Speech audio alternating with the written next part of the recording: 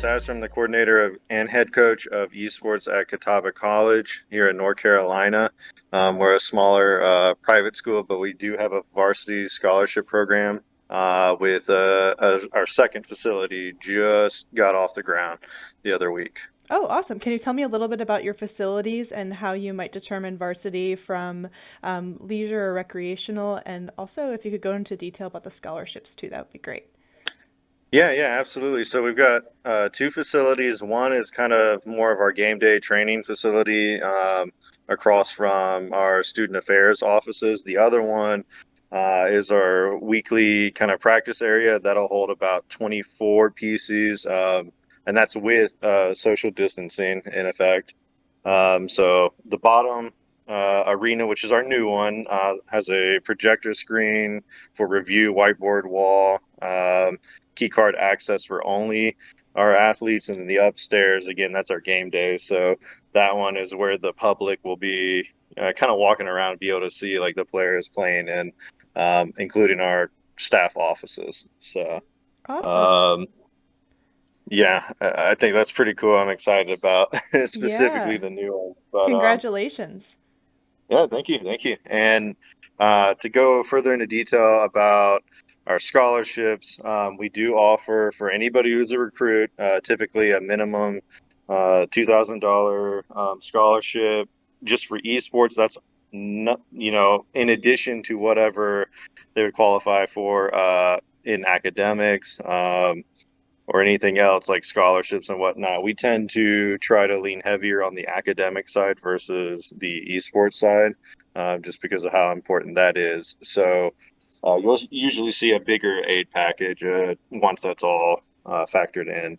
And as far as our clubs and our varsity, typically, if you're coming up from the club kind of level, or you're kind of like a walk on, like in traditional sports, you'll do kind of a tryout period, see where you go, and then uh, you'll know if you make it within like about a month or so. It's about a month long process, and that's how we determine if you're going to move up to the varsity level, um, unless you are specifically recruited prior to the year.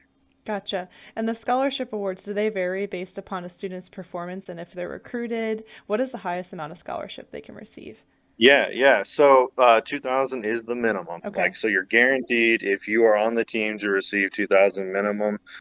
We have had students get almost a full ride once everything's done. It just depends on, we're talking like, hey, you have like a 3.8 coming out of high school, and you're a really great player, and you're willing to, do like some work study or lab assistant kind of stuff on the side, then you'll see like a higher end scholarship. If you're kind of like a 2.0 2.5 student, you're probably going to be about in the mid range of the cost of attendance. Okay, so you're basing it upon an academic performance. Yes, That's yeah, awesome. and yeah, we are very heavily based on academics because we want that to be the focus. Esports is great, um, but if you're coming to school for a degree, then that should be what you're doing more than not. So. Absolutely. And on that note, have you had any opportunities to make co-curricular esports opportunities? Are there any Yeah. majors for esports or anything, any Uh, programs that exist at so the moment? so we do have it. It's been in the pipeline because Sweet.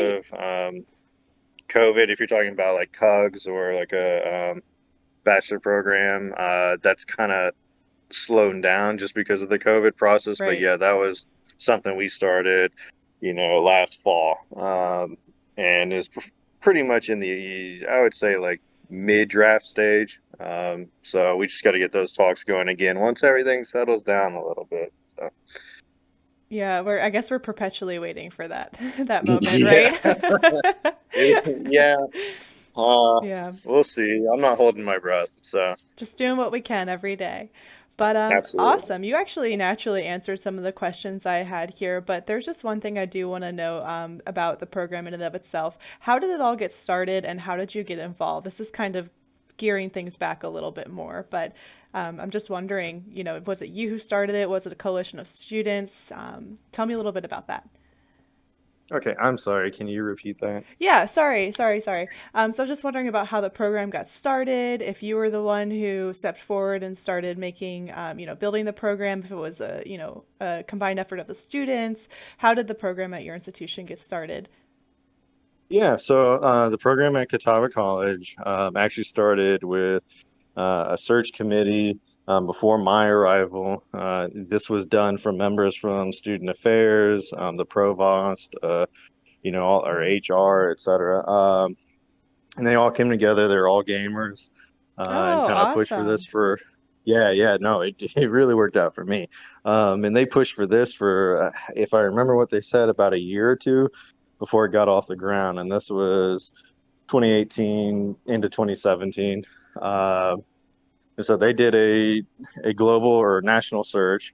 And I'm originally from North Carolina. I was actually working at another college in Kansas, so I saw the opportunity to come back home and applied, uh, got the job, ended up back here, and since then, it's just been a ramp up. The gaming club here is active, um, but you wouldn't normally see what people would call like an esport title over there. It's more like Mario Right. Party, Dungeons and Dragons, stuff like that. So, Okay. So it sounds like you have both a casual and a varsity community going on at the moment.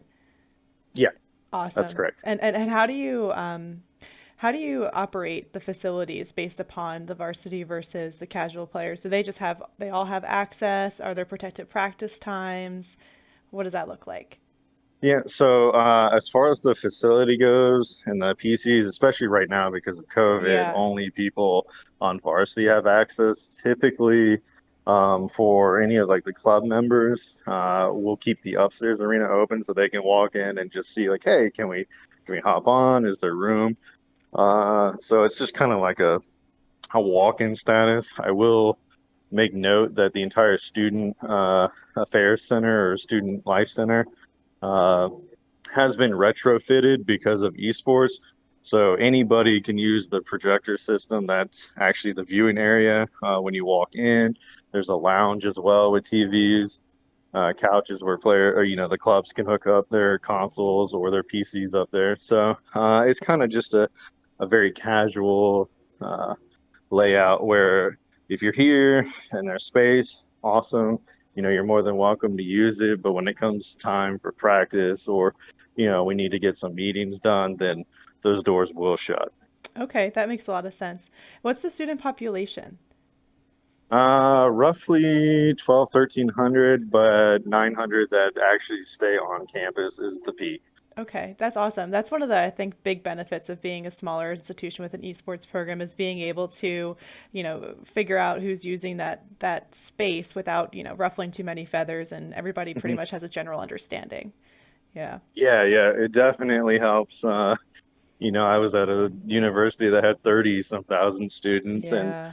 you'd That's have hard. 200 people trying to get into a room at a time. Yeah. It's like, oh no. Yeah, this you've got it easy. You got a common understanding now. But I have one final question for you, and this one's based upon the recruiting side of things. So, Absolutely. for any student who might be interested in your program, what's one piece of advice you would give them? It could be general, or it could be about something specific you're looking for in applicants, whatever you'd like to share. Yeah. So my biggest thing is when you are looking for a school, it might be a little difficult because it's esports, but when you send out an inquiry or you get that initial talk with a coach, Mm-hmm. just be very open about your ability, about who you are. Do not try to make yourself sound better because you think it might help. Just because the coach you're talking to, more 9 times out of 10 has already looked you up. Everything's on the internet. Yeah. I say this for collegiate. I GM a franchise team. It's the same thing everywhere. If a player or an athlete or an inquiring staff member kind of fudges a little bit, it's a immediate red flag. So don't do that. Just be yourself. Be open. It's okay to not have the experience you think you should have because you'll get it with the right program.